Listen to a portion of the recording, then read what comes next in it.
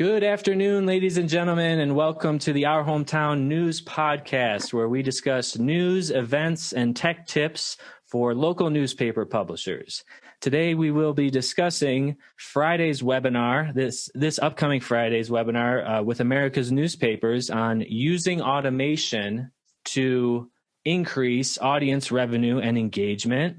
We will be discussing about this new exciting customer that we have. We're expanding into a new space in the local news industry, association websites, as we launch our brand new website for Virginia Press Association.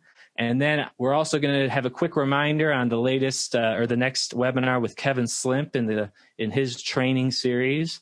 And then finally, I'm going to do a quick rapid overview of the features and we'll take a look at the quote calculator if we have time as well. So before we get into that, just want to introduce my team. As always, we've got on the call our publisher support team, Terry and Vera. Welcome, both of you. Hey, Matt. Hey, Tyler. Hi, Matt. Hi, Tyler. Hi, everyone. Hey, so that's a perfect segue to our new guest. He's going to join us every week. Tyler Wood from Athens, Georgia, our new sales and marketing representative. Welcome, Tyler. Hey, everyone. So let's get right down to it. We've got a lot to cover today. So the next event that we have on our schedule, as you guys know, we're doing these all the time. We have 2 or 3 webinars a month now.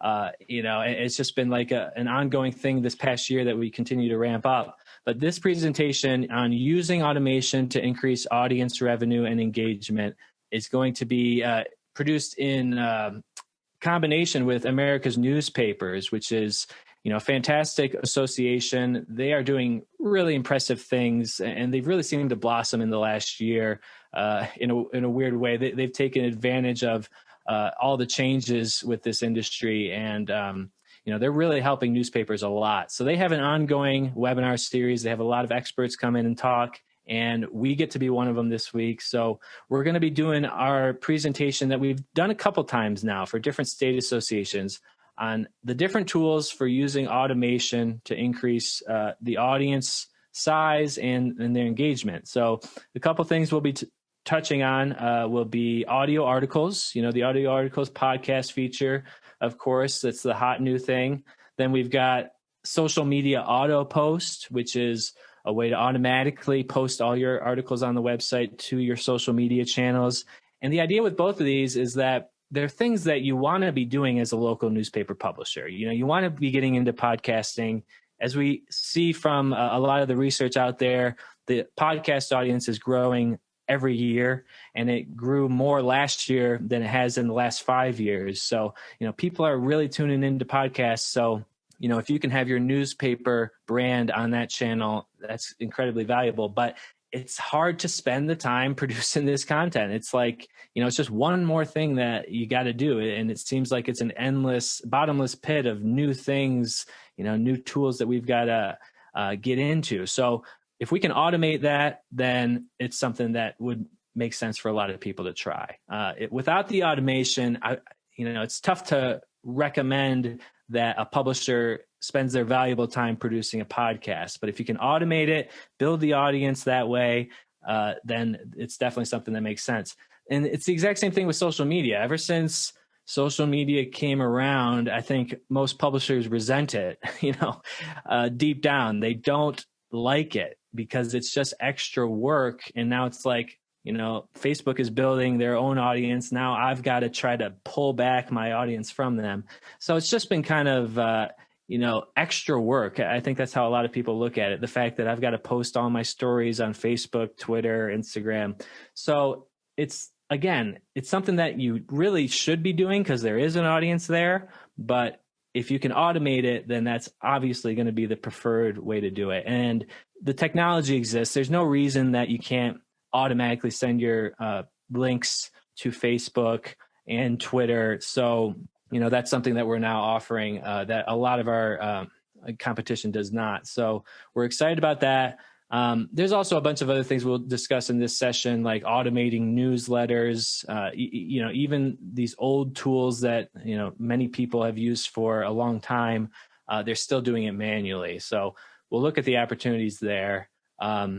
This is a session that I think you've all seen at this point. We, like I said, we did it with the Illinois Press, and we've done it with National Newspaper Association, but now we're going to bring it to America's Newspapers audience. So that's our event on Friday at 2 p.m. Also, I want to announce we are now in the business of working with newspaper association websites. We don't just do newspaper websites now.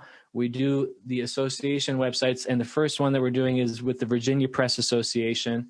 They came to us a few months ago. They were, looking for a new provider. They were already on WordPress, but it was just too restrictive. They couldn't get the support that they needed.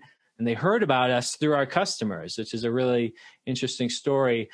Tom at Henrico Citizen was one of our references for this. And so we redesigned their website. And if we can just quickly take a look at what we've done here, some really nice animation as you load the page there, just kind of subtle stuff. They've got a newsletter sign up. They're trying to, drive that subscription. Just drive the newsletter list, but also they have a whole membership program, and they're going to be offering, unique content online, training materials. And so this is a whole new opportunity for them to grow and, just offer a lot more support to their members, because the way that it works, just for anyone that doesn't know, is the state associations exist to kind of facilitate conversations. Many of them used to do in-person conferences. Now they're doing remote virtual conferences, and they're advocating for newspapers. They do send people to Washington to lobby on different issues. It's a really interesting role that they play, and so we're happy to support them and just be part of this association.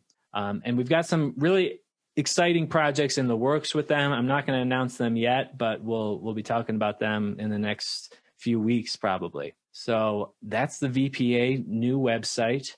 And then just in time here, I'm going to end the news portion of this right now.